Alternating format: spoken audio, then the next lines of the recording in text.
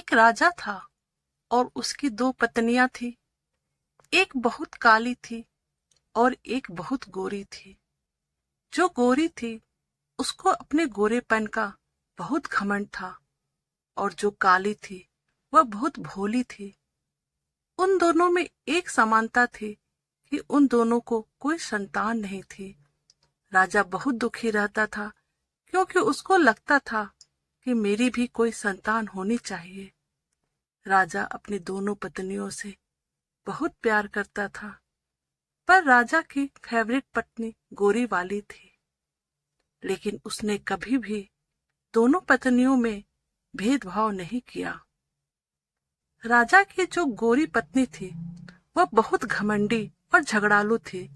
राज्य के सब काम राजा की काली पत्नी से करवाती थी और वह बेचारी सब काम कर लेती थी, पर राजा को कुछ नहीं बताती थी। एक दिन राजा की दोनों पत्नियों का बहुत बड़ा झगड़ा हुआ और राजा की गोरी पत्नी ने काली पत्नी को महल से निकाल दिया। काली रानी ने राजा को सारी बातें बताई और राजा उसे कहने लगा कि मैं तुम्हारे लिए अलग महल बना दूंगा, तुम उस महल में रहना। फिर राजा ने महल के सामने छोटा महल बनाया और उस घर में काली रानी को रहने बोला।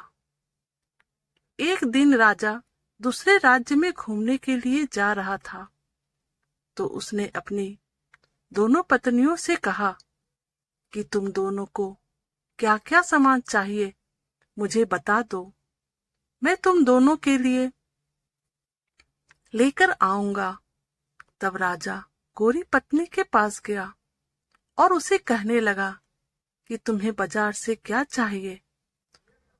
तो वह बोली, मुझे मेकअप का सारा सामान चाहिए।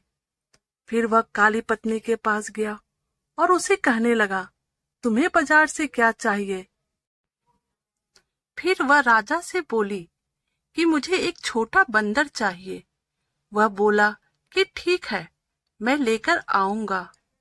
कहकर राजा वहां से चला गया। अगले दिन राजा दूसरे राज्य गया और उसने वहां से सारा सामान ले लिया और अपनी दोनों पत्नियों को उनका सामान दे दिया। राजा की काली पत्नी उस बंदर को देखकर बहुत खुश हो गई। वह बंदर उस रानी का सारा काम करता था, उसके साथ खेलता था। वह काली रानी उस बंदर को अपने बच्चे जैसा प्यार करती थी। एक दिन अचानक काली रानी बहुत बीमार हुई, पर उसे देखने राजा नहीं आया। बंदर को बहुत गुस्सा आया और वह राजा के महल चला गया। राजा से कहने लगा कि मेरी माँ जैसी रानी को देखने आप क्यों नहीं आए। बंदर के डांटने के बाद अगले दिन राजा रानी को देखने के लिए घर आता है। दवाई और खाने पीने की चीजें देकर चला जाता है। वह रानी उस बंदर को बताती है कि मुझे संतान होनी चाहिए थी। वह बंदर उस रानी को बोलता है कि आप टेंशन मत लो, आपको संतान जरूर होगी, मैं भगवान से प्रार्थना करूंगा। अगले दिन वह बंदर घर से गेहूं का आटा लेकर मंदिर जाता है और गेहूं के आटे को गूंथता है और उसमें दो आंखें, एक नाक, दो हाथ, दो पैर ऐसे बनाता है और भगवान से प्रार्थना करता है।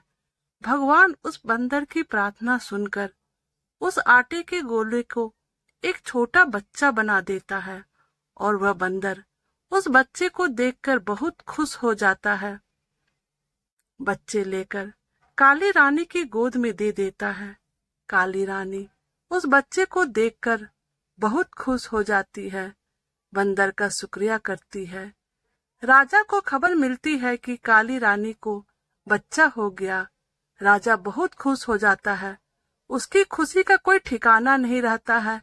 ढोल नगाड़े लेकर रानी के घर जाता है, उसे महल आने के लिए कहता है। काली रानी खुशी से अपने बच्चे को लेकर महल जाती है और राजा उस गोरी रानी को घर से निकाल देता है और काली रानी को अपने पास रख लेता है।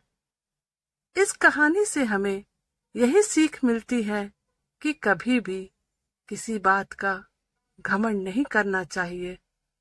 तो दोस्तों, आप हमारे चैनल को प्लीज सब्सक्राइब कर दीजिएगा। Thank you.